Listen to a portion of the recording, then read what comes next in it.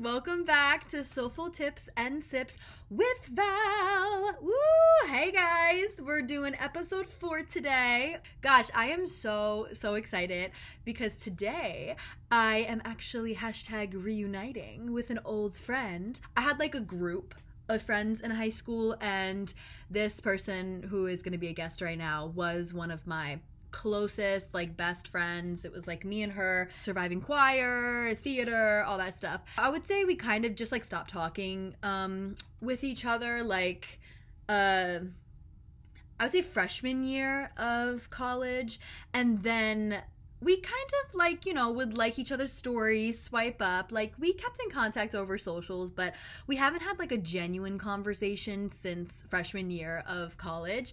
And that was like 3 years ago now, thinking about it for me, because I took or like what, not even, maybe more, like 4 years ago, yeah, because I took a gap year.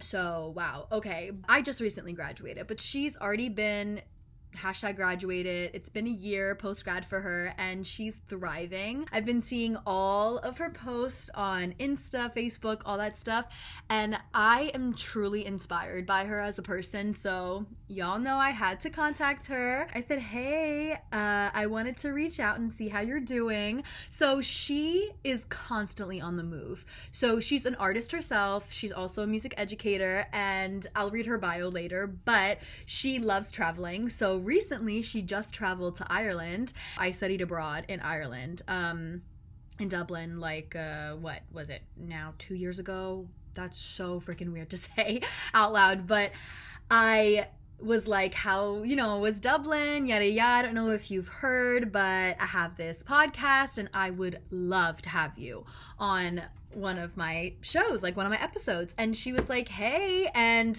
was more than happy to come on and be my guest for today. So officially, the guest for today, for episode 4, is, drumroll please, Meaghan Travis. Woo! I'm gonna show you guys, when she comes on, I'm gonna show you guys pictures of me and her freshman year of high school, and you're gonna be like, no way. You'll be like, who are those people? But yeah, we were best friends, and I literally loved her so much because she loved music just as much as me. And I'm happy that I contacted her, because this is a perfect opportunity for me to get in contact with old friends, or just people who like I know or knew, who are musicians, artists, educators, all that jazz. So I know that she has so many like stories to tell me, and she's been like grinding out in the real world right now. So it's gonna be fun and interesting to see like what her life is, especially since it's very different than being, you know, an actor or a singer. She plays the piano, but she's also an educator, and I just kind of want to pick her brain and be like, what kind of convinced you to like major in piano performance in college, and then now post-grad, what's going on, and all that stuff. So I'm gonna read her bio so you guys can kind of get more of a gist of who she is, like professionally, and what her hobbies are and all that stuff, and you guys are gonna love her. Meaghan Travis got her bachelors of music in piano performance from James Madison University.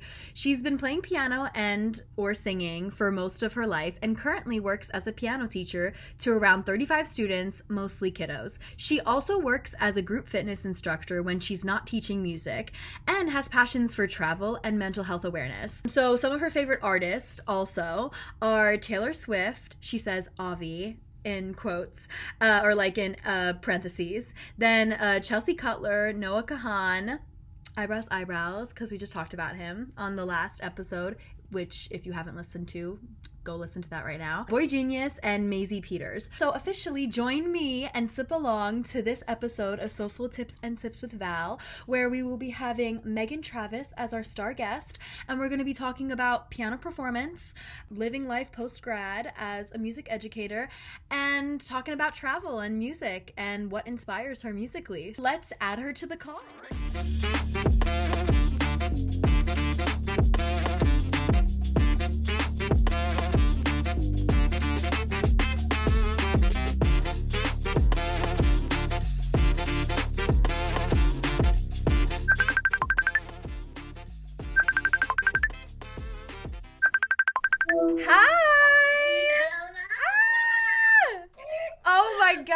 God. I can't believe it. Oh, this is crazy. How are you? What's going on? I'm well. How have you been? It's been a really long time. I know. I did the intro like right before this, and I was like, guys, I haven't had a genuine conversation with Meaghan since like freshman year of college when like we still kept in contact. And then I was like, now it's just kind of like, we kept in contact over socials and stuff. But oh my God, I'm so happy we're doing this. I know. Yeah. Oh my God, thank you for reaching out. I'm so excited. Of course. So cute. So what's your bev? Oh, so the bev today, this is 2 shots of espresso and then oat milk, and then to make it fancy, a little cacao powder on top. Ooh, yum. Thank you. That's a whole thing. What are you drinking? I'm drinking Pinot Grigio, but Love. because every single time, the last 2 times actually, I've had alcohol on this show. I feel like towards the end I get a little tipsy, so I'm doing a sip and a snack. So this time, a sip and a snack. yeah, I basically just want to kind of go over what the episode is going to be like. So first I want to reference like the video you sent me that they will all see a little bit later.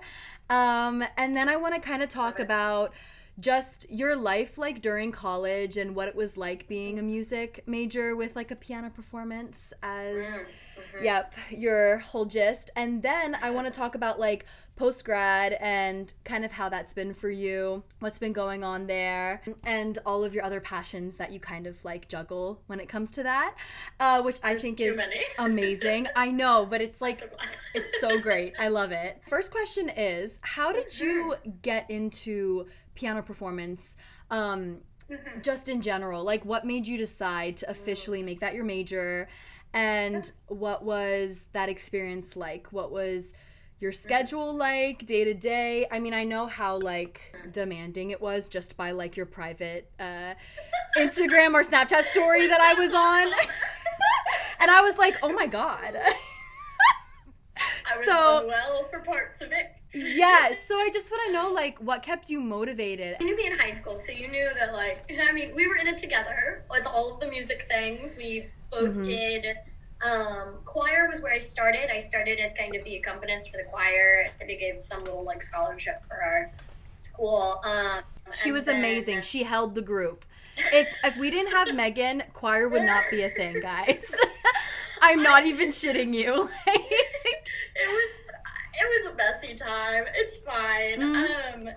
And so that kind of got me more into music, and I was like, wow, okay, so there's like things that you can do with this, right? And I ended up getting like a job playing for a church through that choir because the teacher helped me. And then we were doing theater and stuff as well. So I kind of was just getting a lot more experience at that point. And then, you hit like halfway through high school and they're like, so what are you majoring in college? And I, up to that point, was like, what are the things that I am good at and enjoy? Because it's like, I was good at math, but I hated it. I was not good at science. I kind of just fell on music things, and it helped that we had a friend who had like the same scholarship as I did, who he was going to be a piano performance major. And so I got to talk to him about it and be like, what's it like? What do I need to do? Like, how do you do the whole audition process? So he was super helpful for that.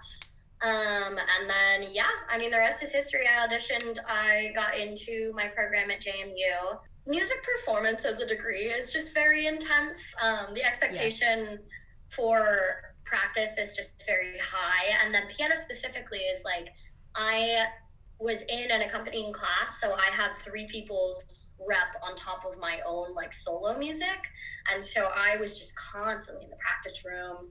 I tell my students now, I was like, guys, when I was in college, I would practice 4 hours a day, and like that was like that's the normal required. And even then, like I was practicing a lot less than a lot of my like classmates and colleagues and stuff. It was a lot. It definitely took a lot out of me. I'm very grateful to be on the other side. In terms of how I was able to maintain that, I had to have other outlets, right? So it's college, so you got to have your going out, partying with the people outlet. I was lucky that all of my friends they were in performing arts, but they were in theater. So they weren't directly in music. And so I got kind of this separation where I was like, okay, I'm going to practice. I'm going to be stressed with all my music people. Then I'm going to go home and live with my theater roommates. And they're also stressed, but it's like, I get to not just constantly be like on with my music shit. Oh, can I curse? Yes. Oh, okay. Yeah, no problem. Sure. Oh, yeah. But yeah, so balancing my like outside interests, and even like I got really into the gym. I would go hike on the weekends. I needed the like balance of different things, I think, is what got me through. Sometimes it would bite me in the ass, but I was ultimately happier for it. Exactly.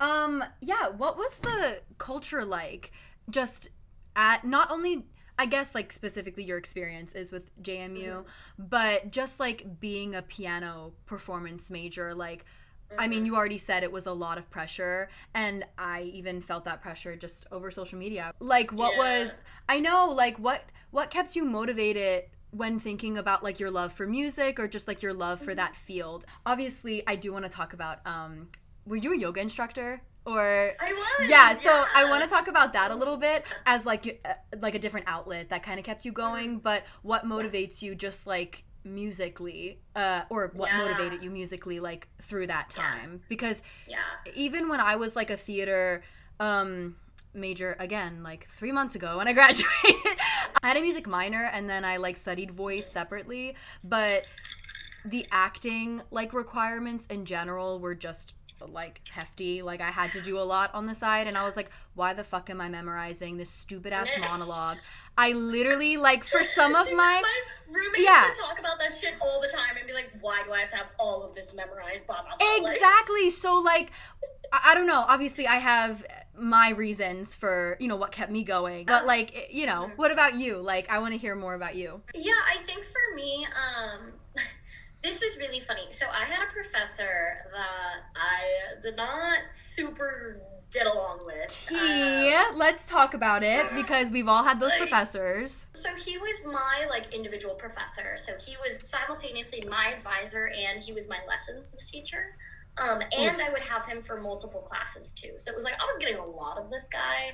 Oh my God. And we didn't get along super well. Like we just have very different personalities. I'm super like, I don't know if it comes across, I'm very like bubbles and like let's be happy and let's be excited, blah blah blah, but I'm a little bit of a ditz, and he's a little more like, here are the rules, we're doing it straightforward, done, this is how you fix it, like go. And so we clashed on just so many fronts, but at a certain point, there were certain things that he was doing that I was like, I don't think that it's just me. Like, I think that this is just not good teaching. Like, I don't know if I could call it, like, toxic. I don't think it is. But, like, the very spiteful part of me that, like, really kept me going when I was just, like, not doing well with keeping up with practicing and stuff was, like, no, I need to get to the other side so that I can do everything different from, like, these guys. Exactly, the way that you think is more beneficial than I totally feel that, because I was gonna kind of compare it to like the theater culture at my college. Like I think anybody who, again, it wasn't even a BFA, it was a BA in theater, it wasn't even musical theater, and there was anyone who was a theater major could tell you that there was toxicity like within the theater culture, with like casting, you know, typical stuff, but it was, I can't imagine with theater. I feel like it's a lot more competitive. Exactly. So I was like curious, like it's a very individual thing, like what you do. So even to hear about that professor, like, is like so frustrating for me as a friend, or even just as a supporter, because I'm like, it's a very it's something that you're doing. It's competitive, but not really, I guess, as much as theater. It was very competitive, but like you said, it's a very individual thing. So we just held ourselves to these incredibly high standards. And our professors held us to incredibly high standards. And so we, as like individuals, I think that the piano majors all like, we just didn't have time to compete with each other because we were so busy being stressed about our own shit. And so when we did get to talk to each other, we were like, how are you doing? Oh, not well? Me too. Oh my God. So, yeah, so I would say that overall, like, and the stereotype for piano majors is like, they just keep to themselves, they're very quiet, they don't talk, but like, they get all their stuff done, they're smart. I was talkitive. That's not you. I was going to say, you're very talkative. I can't imagine a world where Meaghan Travis is like, and not in like in the best way possible. Like, that's just who you are. Yeah. I mean, we definitely had those, but I also lucked out where I had like a good amount of people who were like in my major, like in my like 4 years, they were like grad students. So we had similar schedules and shared classes, who were like willing to talk to each other and try to help each other through it, and like do homework together when it needed to get done, and study for exams on like irrelevant things. Don't get me started. Oh God. Yeah. So, well, I'm just thinking of like, this is such a tangent. We had piano literature as a class, and so we had three sections of it, right? But the exams, like the listening exams, were like, they would just hit play on a piece out of a list of like 40 things, and it could be anywhere in the piece. Yeah. It's not from the beginning. It would be like in the middle of it, and they'd be like, okay, what is this? Who wrote it? And name a characteristic. Oh my God. I had an exam like that, and it was literally the worst experience of my life. And you probably had to deal with it like multiple times. I was going to say, we had 3 semesters of it, and I think we would have like 4 or 5 of those per semester. Oh God. And it's so funny. I was going through my old Spotify playlist the other day, and they were all on there. I have a playlist called Piano Lit. Makes me want to run away and join a raccoon colony. Oh my God, I love that. I'm like pissed off by the end. We made it through, but it was a group effort for those classes. I love to hear that though. Like, even though this professor and just like some of the, it's just, there's always something. But I'm happy to hear that you had like a support community, and that you guys all like support each other, and it wasn't really toxic within. Yeah, no, seriously. I'm very grateful. Yeah, because there's some spiteful people, like, especially like musicians and just artists sometimes can be like very self-involved, but I make sure to surround myself with artists and just like creators who are very supportive. That's like kind of my main thing in general. No, exactly. And I find that like when you get to collaborate with like the people who are super open to it, like those are like my best memories from it, is like when I got to work with I worked with this like string quartet, which I'd never gotten to do, but it was so much fun. That's awesome. We were all friends, and then just like got to have a good time together, So it's like, I feel like when you have good people and then you can collaborate with them, like that's when like I'm like, yeah, this is why I like this. Exactly. So then there you go. That's kind of what reminds you, like, this is what it's all about. So I want to talk about back to what I said about you being a yoga instructor. Yes. Yes. Because not only were you a yoga instructor in college, but now what's your role, your position? I knew I would forget it. Yeah. No, it's okay. I'm a physical fitness instructor. Yes. Okay. Yes. Yeah. So I wanted to talk about like what motivated you to like take on these positions, like not only your love for the gym, but like how was it an escape for you? Yeah, absolutely. Well, when I originally got into like going to the gym and like lifting weights, I was like, I just need something that is not being in the practice room and like going to class, because I was like, I need something, and it's college, so like you feel like you have all this extra free time, but also like none at all. It was like the dichotomy of like, I was like, wow, like I only have to go to class like twice a day. This is great. Like, what do I do with these extra hours? But also like, I have all these projects and exams and homeworks that I need to get done, but just like the thought of doing them right now is not it. So I've just found that exercising helped me a lot with like focus and energy, and it helped me sleep and whatever else. So I got into it kind of as an escape, right? And then I was going to a lot of yoga classes with this one instructor who I really liked. And then I was like, you know what? Like, what if I did this just as like a side gig? Because the fear when you're majoring in music is like, I'm never going to make enough money. I'm going to be poor. Like, starving artist is such a stereotype, but it's absolutely like true. Not based on nothing. So I was like, this could be good, because then I would have multiple streams of income and very different things. Yeah, and okay. so I did this program that like taught you how to be an instructor, Mm-hmm. then auditioned and got hired, and then from there just kind of branched out. So I did a bunch of different kinds of yoga. I did spin, I did hit, I did bar. That's awesome. Dude, That so much feeds so fun. many different like parts of who you are though, because Mm-hmm. you were amazing in theater in high school from what I remember. Oh. And I'm not even just saying that. Like, Oh, and I no, you don't were. remember. And like that was an escape just for all of us. And like you're saying, you had to Yeah. learn and then audition to be like a fitness Yeah. instructor, yoga, whatever. Dude, it's so Yeah. similar to theater. I swear Exactly. to God, it's like the same fucking thing. But yeah, and I think for me it was nice to have that like social component too, because Oh, yeah. obviously like music majors are usually a little more introverted, and if you're able to stand in front of a class of people and be like, let's fucking go, like you're probably more of an Yeah. extrovert.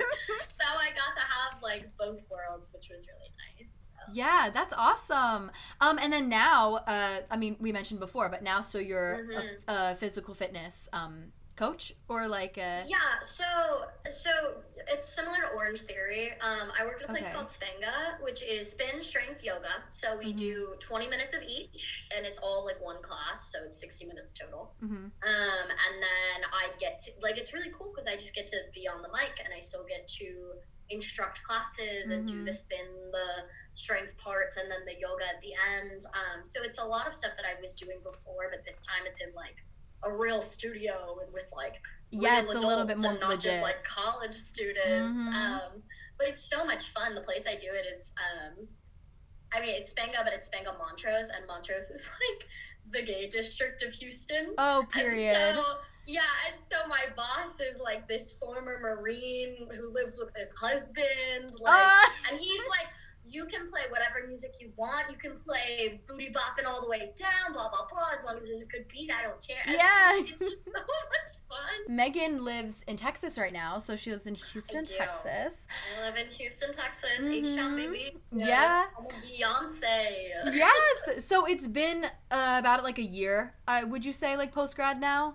Yeah. So just tell us about like how you impulsively, or was it impulsive, like you got up, moved to Texas, and then tell me about like what kind of brought you to be a music educator or like work at the academy that you work at right now. Was that always something you thought you'd end up doing eventually, or was it just circumstantial, like tell me a little bit about that. Andre, who I live with, he's my roommate now, and you know him because also, we all went to high school together. Yes, he was also part of our friend group that I was talking about in the intro. Yeah. So he stage managed our theater shows, just saying. Yes. But so Andre and I kind of became best friends by the end of high school. And we had this conversation at one point where we were like, if we graduate college and like don't have any like job prospects, like we should just move in together so that we don't have to move home. Because we both were like, we don't like living with our parents. It was interesting because like his first year of college wasn't great. He ended up having to transfer, and like I had all my shit with my professor and like some other stuff that came up, which we might talk about later on. But we kind of were like holding on to that.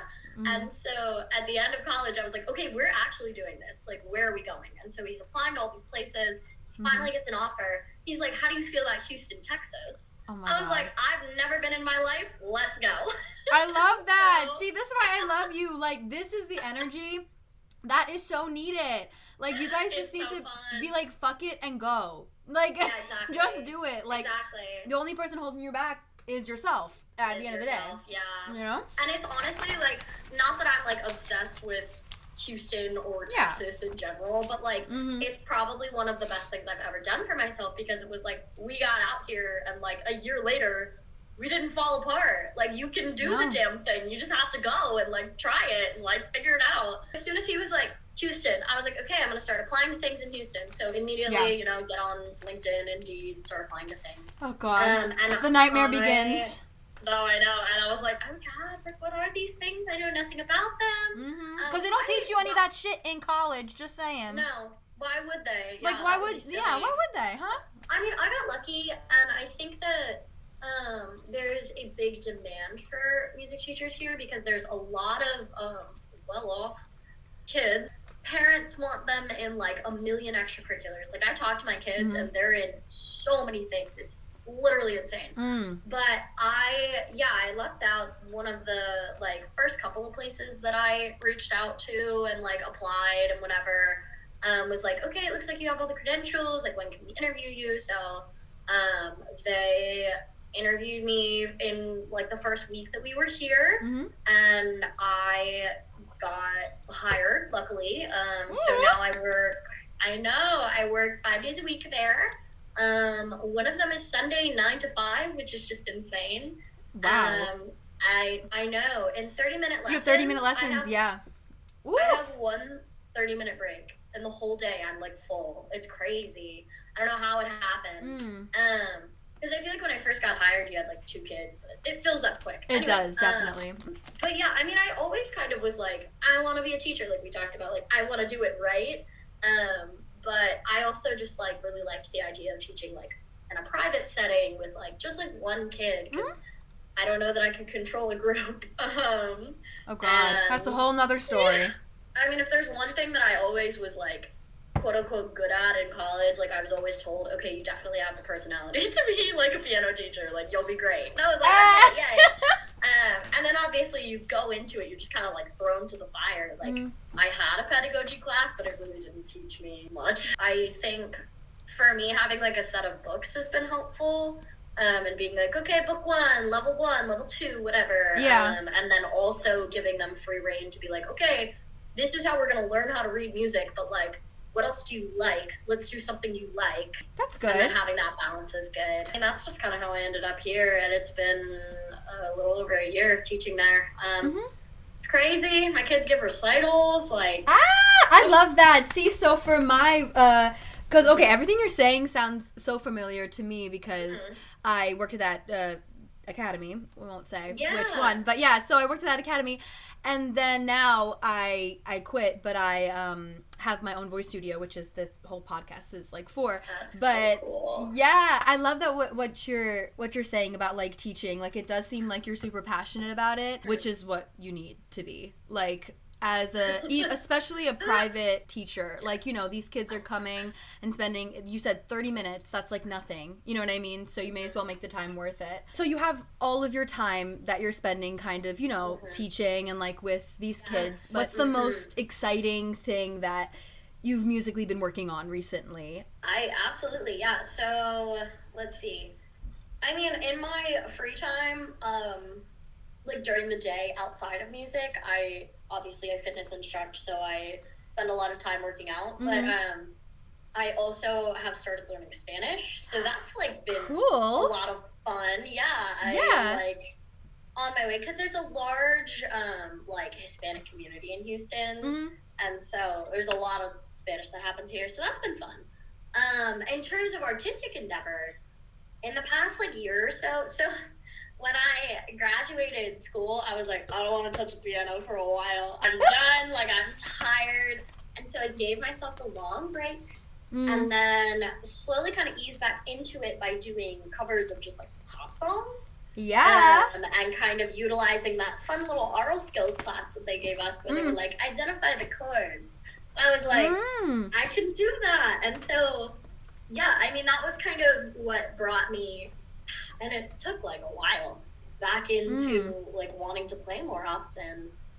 Wait, that's so interesting. Yeah, I mean, I can so understand that from the intensity of like your program in general. But like, I'm happy that you took that time then, because y'all, I'm gonna show you this.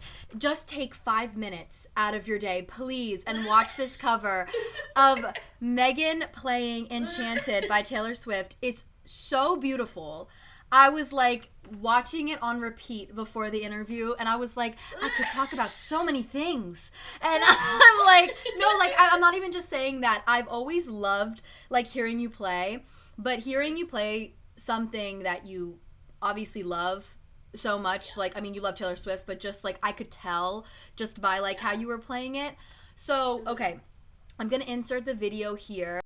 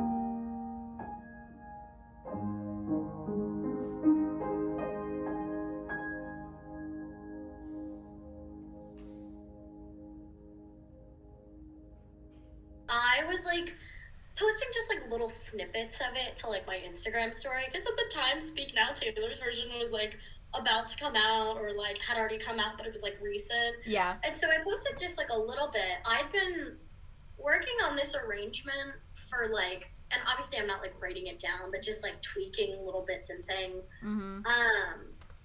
For, you know, like the year since I'd been there, right? And I finally like landed on this arrangement that I'm like pretty proud of. Like I'm like, this is good. And I like how it sounds, and it's not like, that wasn't my favorite recording, but you know, artists were always just like, so it's picky. Not perfect, I don't like so it. Picky, yep. But I posted like this little snippet of it, and one of our other friends from high school, Catherine, yes, shout out, hey Kathy, reached out to me, and she was like, I really want the full thing, like, I love like how this sounds, can you like record it and send it to me? And I was like, well, yeah, like I could do that. And so this was before teaching lessons, came like 20 minutes early and just like sat down, recorded I think like 3 times, and I was like, okay, that's it, one of them is gonna be fine. But yeah, I mean, it was an arrangement that I was like, I am finally like happy with where this is and where it landed. I'm proud of it. It took me, like I said, like a year to really just like nail down exactly what I wanted kind of the bass to be doing, and like the left hand, and like what chord kind of spellings I wanted for the right hand, because sometimes it wasn't sounding like I wanted it to. Yeah.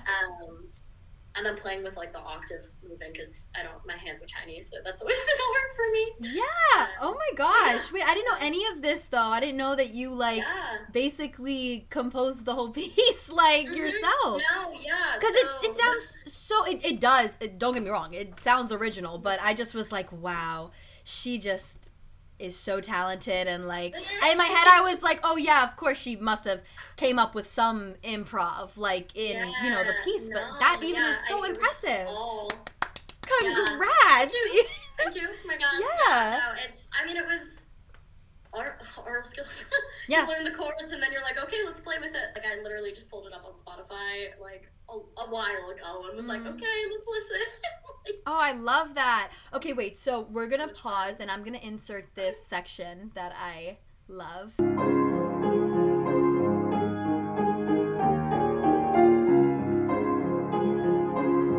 Okay, so I don't know if you guys noticed, because it's kind of like a tiny little, you can't really see Meaghan's face, like you kind of have to zoom in a little bit, but I noticed like when you were, I guess I would say it's the pre-chorus, I don't really know, but you were transitioning into just like a different section, and I could tell just like how happy you were. You like smiled a little bit at the piano, and it was just like so sweet and made me so happy as just like an audience member, like watching it. I wanted to talk about like, how does it feel in your body to perform music like this? 'Cause you're very like physical even when you're like playing the piano.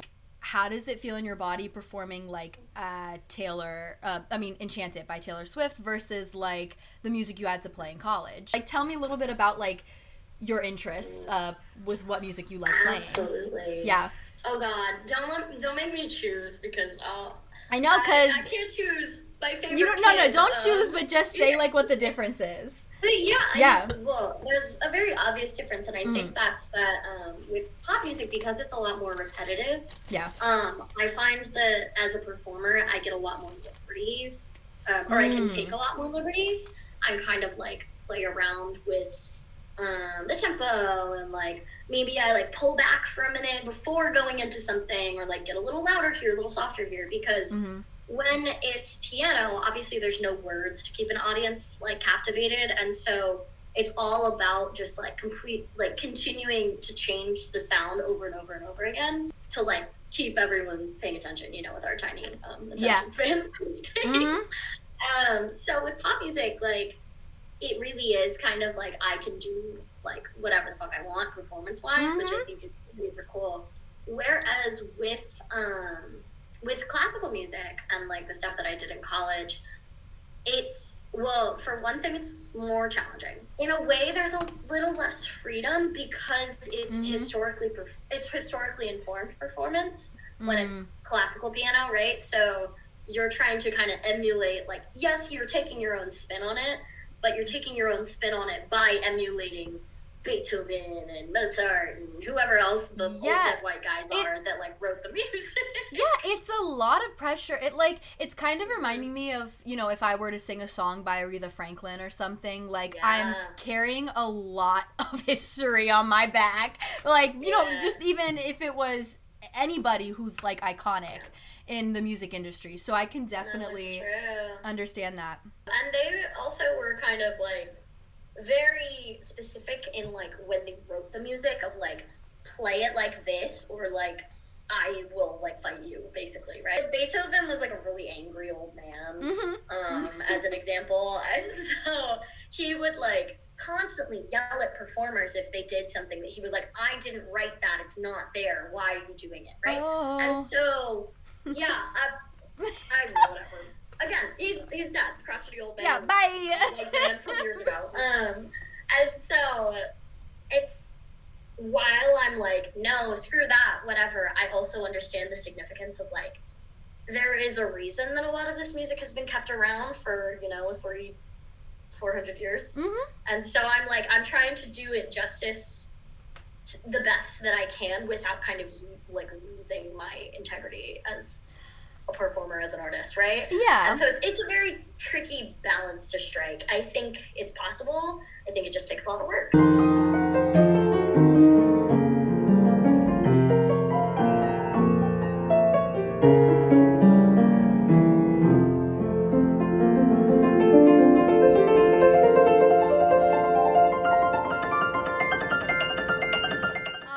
I'm looking forward to a classical. I'm looking for like a Bridgerton vibe cover next. You know how they just like make all pop songs into kind of like classical pieces? I'm looking forward to that from you. I think you could do that. I mean, I love to do piano covers of anything. I think it's so much fun.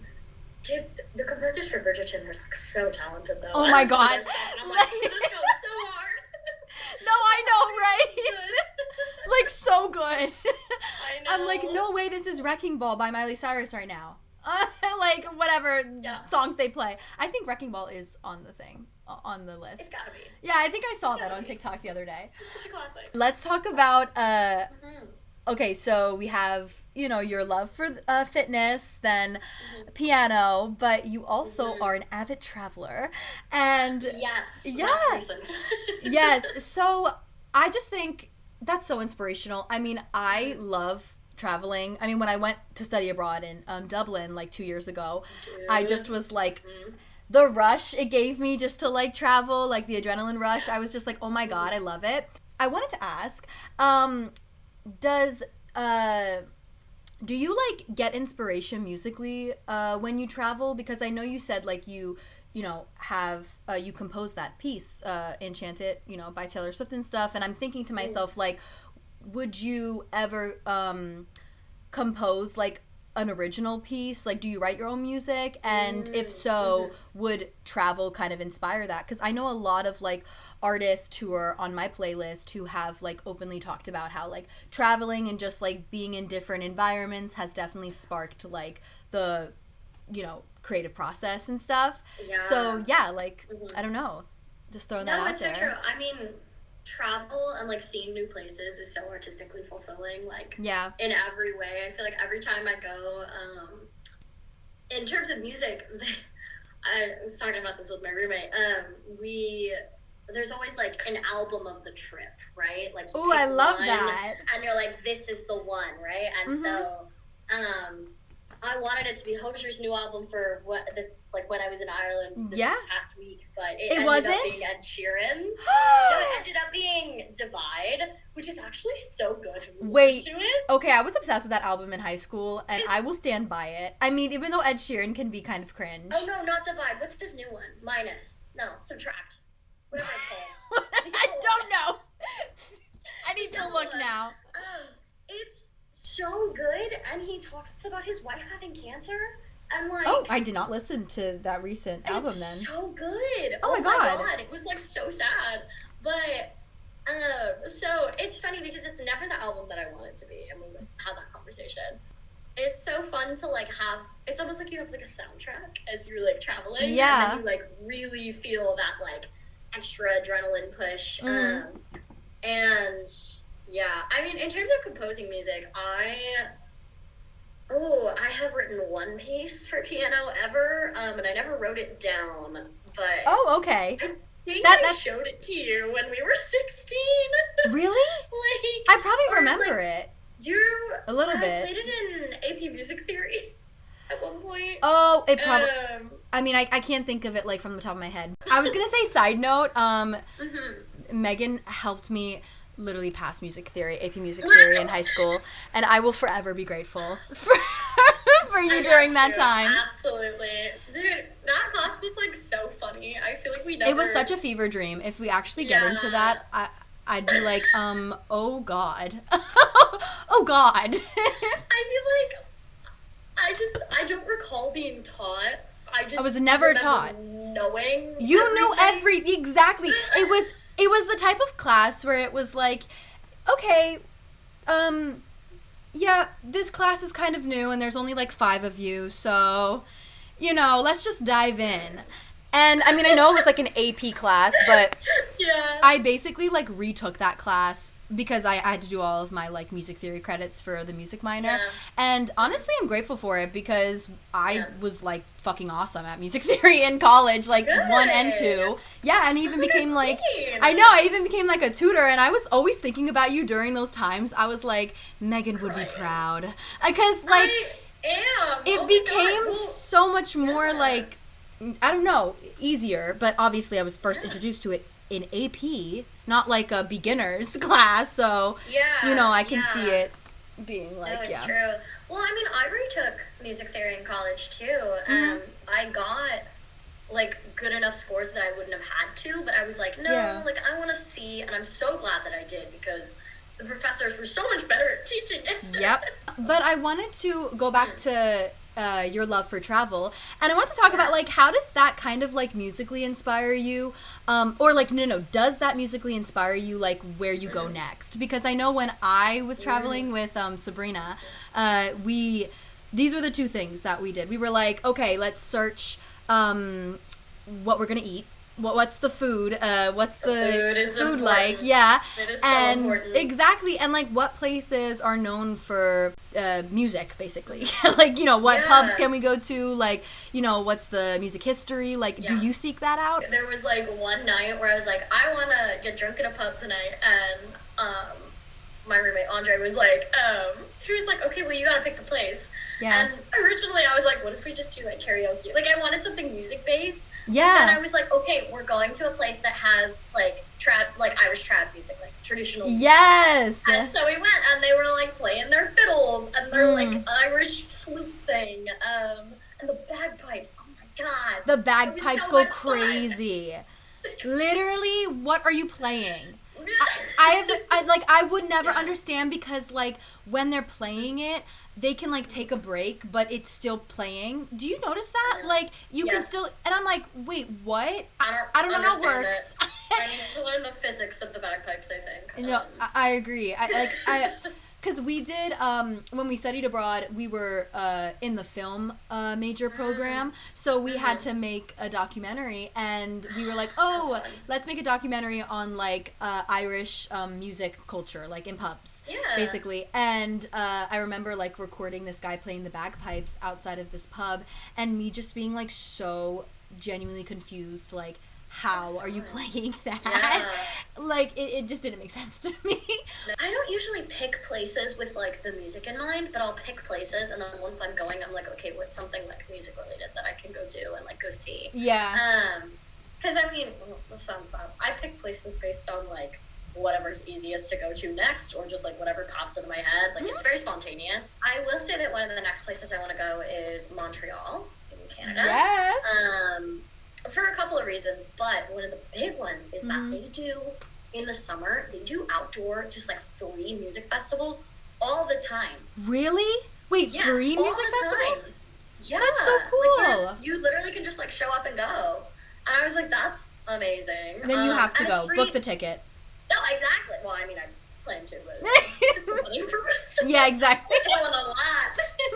I know, everywhere I go, I always try to find something that's music related that we can go do, even if it literally is just like let's go to like a nightclub and like see what the music's like, because I'm curious what other people in other cultures and countries listen to. Exactly. Yeah.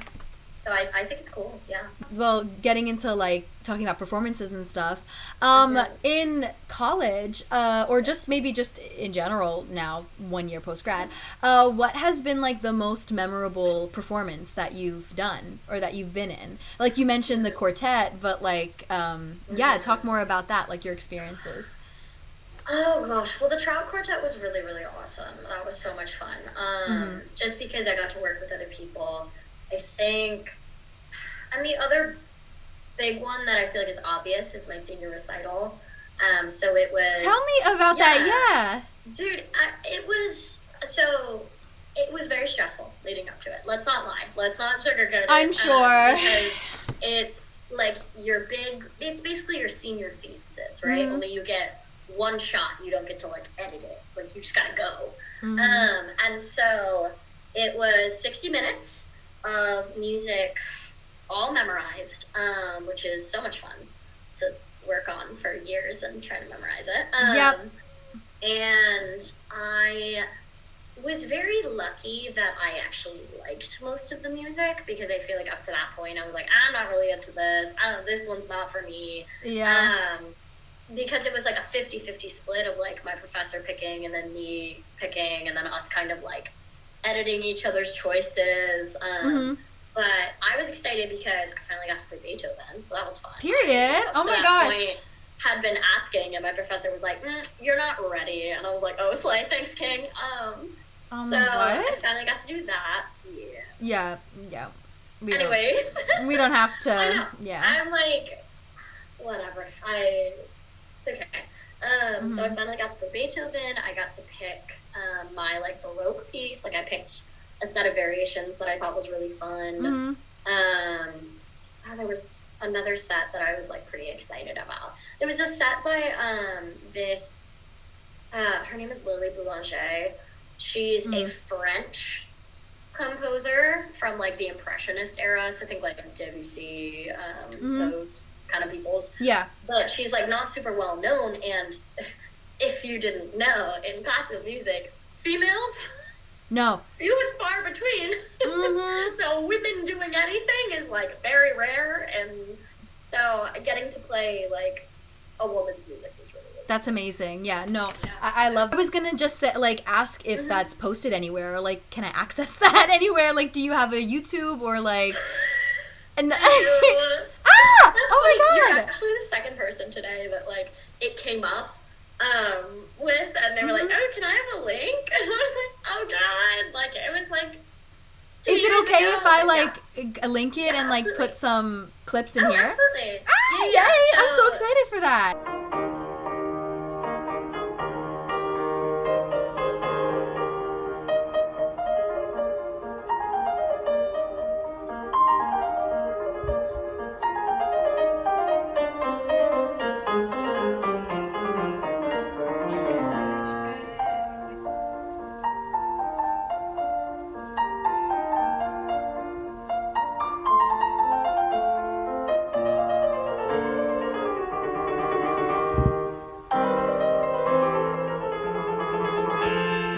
Okay, so but the last piece that I played was the one that everyone was like, you sounded like you liked it the best, right? Okay. And everyone was like, that was my favorite one. And I was so, like, I had to like really push for this one because it was, do you know what minimalism is? Yeah. Music? Yeah. Yeah. So it was a minimalist piece. And it was by a composer in my grade, in my like music school. Okay. And so he composed these pieces that are just like minimalist piano. They're really pretty, and he was like posting something about them. Yeah. So I reached out to him one day and I was like, can I play one of these for my recital? Like, I just think this would be really cool. And obviously, in terms of like technique and whatever, they're like not challenging and they're easy and they're like simple. But I kind of was pushing for it because I was like, guys, like, you want us to do lesser known composers? Hello, he hasn't even graduated yet. Like, this is a classmate of mine. Like, how cool is that? That like I've been in classes with this guy all 4 years, and now I get to like play one of his pieces in my like final thing. It was just like the pieces were so beautiful. Oh my god, I can't wait to see it. Very grateful to get to play those. So you're amazing. That's literally so awesome. No, it is, because like that's something I love so much, is like supporting underrated artists, or just like people who are, you know, just making music. And oh my god, just like thinking about how he must have felt, that's so amazing. Finally, for this last piece, I think Jack is here somewhere. I can't really see with the lights on my face. However, the composer of this last piece is actually a music major here at JMU. He's a composition major. And so I wanted to thank him for letting me play one of his pieces. I hope that you guys enjoy, and thanks so much to all of you.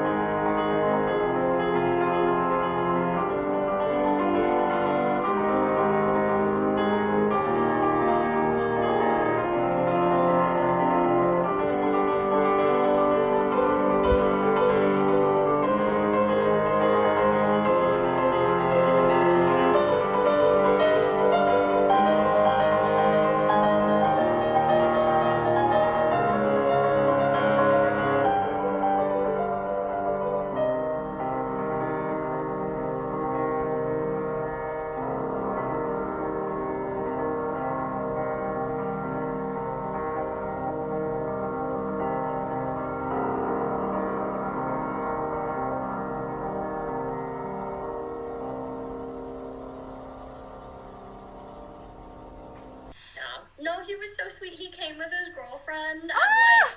or maybe they watched the live stream, I can't remember. But he messaged me after and was like, thanks for sharing it, blah, blah. And I was like, oh my god. That's such a testament to who you so are sweet. as a person and who you are as just an educator. I want to ask you, what is what do you love the most about what you do as a piano teacher at the academy? Yeah. What do you love the most about it? I feel like it's really simple. I love my kids and I love seeing them happy, and getting to share something with them that also makes me happy and see them be happy from it. It's just this beautiful, it's so cheesy, but it's a beautiful moment of connection with the little ones where, and I know that I'm doing a good job when they're like, oh, we're out of time, they get sad at the end, or they walk in and they're like, I practiced, I'm so happy to be here, and so just knowing that we have a next generation that really is at least enjoying music for now and is getting all of the cognitive benefits because it's great for your brain now, and is going to grow into the next generation of musicians and artists. And I don't know, it just makes me happy that music isn't dying. No, exactly. And, that they're so excited about it in the way that we were. It's awesome. And I'm so excited that you're a part of we're the next generation. I'm so excited that you're an educator in this next generation. 100%. And I think that even hearing about you amplifying that kids piece in your senior recital and who you are just as a person and as a teacher, I know that you're inspiring them, even if they're just how old are they? Probably, you said small, 7, 4 exactly. I feel it really doesn't matter. I think that you're just inspirational in general, everything you do, seriously. I'm throw up, stop. No, stop. I'm serious. I just love it. I love seeing younger teachers you and me and just anybody in an academy. It's awesome. So, and I feel we're just a lot more informed about the issues that these kids are going to be dealing with. Not to say that we're right in there in the trenches with them, but I don't know. I find that there's a lot of conversations that I have with my kids that I'm just not expecting to have. They'll tell me about their family life or getting bullied at school, and I'm very grateful that they're sharing it with me because my hope is always that I can handle it in a way that's a little bit more in this moment now, socially informed, and from kind of a psychology, mental health perspective, because I have experience in that shit too, and so I always try to go at it in that way, I don't know, so I love that. No, because that's funny you mentioned that, because when I was growing up, the only thing I remember talking with my voice teacher about was the tea happening in my life, up until, because she passed when I was a sophomore in high school, I think, but up until then, I literally she would be an outlet, and it was fun to be able to go to lessons and get everything out and then sing and then just sing for however long it was, 15 minutes or something, and that just it correlates just music and mental health and all the stuff that I kind of. Oh my god, it's so related. Who inspires you just musically? I mean, as an educator, do you have any mentors who have inspired you, or we could go the different route and just talk about your favorite artist and how they inspire you musically, whichever one you want to talk about, because I already told them your list of artists that you gave me, and I was love it. So what draws you to this music? And I mean, I have all my music and artists, they inspire what I do and kind of what my next steps are. So even if you don't want to talk about a mentor or something, let's talk about your artists who are your mentors, basically. So absolutely. Well, okay, so people like Taylor Swift, right? As this figure that has been a constant in my life, right? Since we were little, she's been putting out music, and I feel I've grown up with her as the soundtrack, right? And so seeing her now as an older figure when pop stars are supposed to have an expiration date, They always say that everybody's got their expiration date. Is Yeah. like, once you hit 30, you're basically dead. Like, that's as good as it gets, whatever. Damn! I know. It's Literally, yeah. I was going to say the 30 scare me, but we don't have to get into that. I don't want to talk about it. I haven't. I'll tell you about it later. Yeah, that's a different podcast, just us, like, having an existential crisis.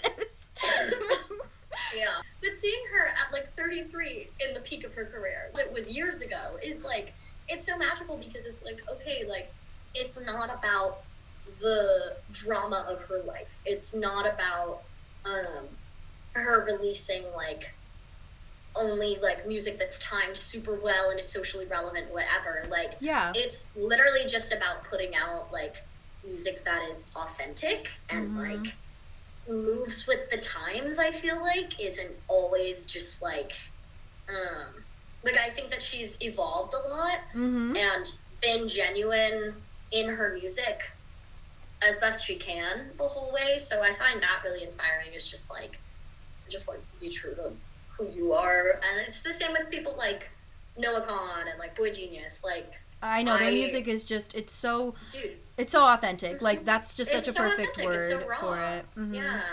Yeah, it's so genuine, and I feel like it doesn't pretend to be anything it's not. And so I'm trying to kind of live by that now, is like, I love that. Like, yeah. It's just, like, it's, if things don't interest me, like, I'm not gonna pretend they do. So, we've been kind of, I've been kind of trying to learn to live by that philosophy.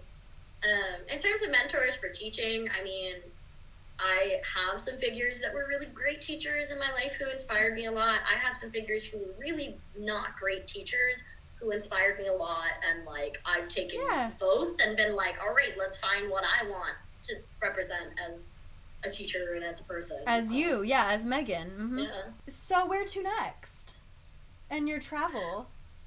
God. Well, Canada. Yeah, Canada. Well, okay, wait, give me, like, the top 5. Yeah. Here's the thing. I already have some things planned. So Mexico is happening in the spring. Canada should be happening in the spring. And then potentially South Korea, which I'm, like, really excited about. Wait, can you give us a list of where you've been? So, okay, I have been to Ireland, Banff, Canada, so, like, Alberta / also Vancouver. Thailand, we went to Phuket and Bangkok. Crazy! So much fun. Chicago for, like, a layover. England, Netherlands, Denmark, Sweden. Are those all the Germany? I think there was somewhere else. Virginia? No. Yeah. I mean, those are the big ones. And, like, New York and, like, some places in the U.S. But, yeah, I feel like those are the big ones. Top 5 I want to go to. Costa Rica is really up there right now. Oh, yes. I really want to go. I keep talking about Canada, so that's one of them. And I have never been to, like, the southern part of Europe. So, like, I would do anything down there. Spain is really up there too. So we'll see. I'll make it work. Yeah. Well, I'm so excited to see where you go next. Thank you so much for talking with me. Dude, of course. I'm so happy that we got to talk about this, because just hearing about your life, like, I mean, I look at you just like as an individual artist, like, you know, living your life and stuff, but also just like as a friend, I'm like, oh, so grateful to see that, you know, you're doing what you love, but you're also like finding time to, you know, balance all your other passions. That's what I'm trying to kind of emphasize on this podcast too, is that you can do anything you want, yes, but you can also find time to balance. You're just so inspirational, so this is perfect. I'm so happy that you're here. Dude, no, I am actually, like, so proud of you for, like, for one, having, like, your own studio and stuff. That's badass, but also just, like, finding the time to do other things like podcast and, like, talk about music and pop culture and all of these things. Like, I think it's awesome. So Mwah. what advice would you give to your 18-year-old self? That was the question I had. Because usually I just ask, like, what advice would you give to people, like, listening to my podcast? But specifically for you, I think, like, what advice do you think you'd give to Meaghan going into college and about to embark on, like, your piano performance journey? What would you tell her if you had the chance to give her advice? Well, you knew her. Exactly. So I'm like... I think I would just be like, okay, little bitch, like, it's gonna be fine. It's gonna be really hard, but it's gonna be fine. And you just need to, like, buckle down and get the shit done.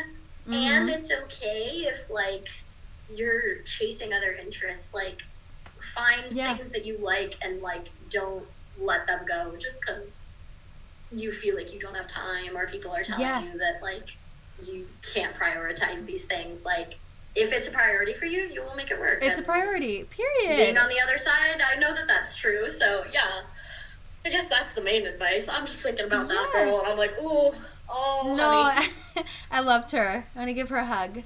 Oh, me too. Yeah, your mindset or outlook on, like, just college in general, it's so healthy.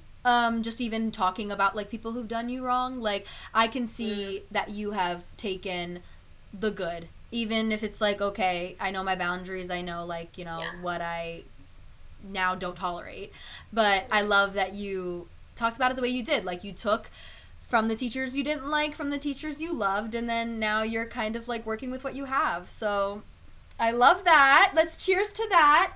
Cheers to doing whatever the fuck you want. Amen. Because I feel like that's just like you. Like, just do it. Just fucking do whatever the fuck you want. And then also, cheers to music educators, period. Saving lives. Seriously, because I can't even imagine not having voice lessons growing up and, like, not. Amen. There's nothing in this. Oh, I was gonna say, mine's, like, definitely. Yeah, I know. I should maybe start doing it in the beginning. Whatever. But so yeah, cheers to that. Cheers to healthy living, and cheers to Meaghan and me reuniting. I was gonna say cheers to high school reunions. Yeah, right? Come on, that's crazy. Cheers. Okay, I'll see you guys later. Mwah. See you next week. Bye. Bye.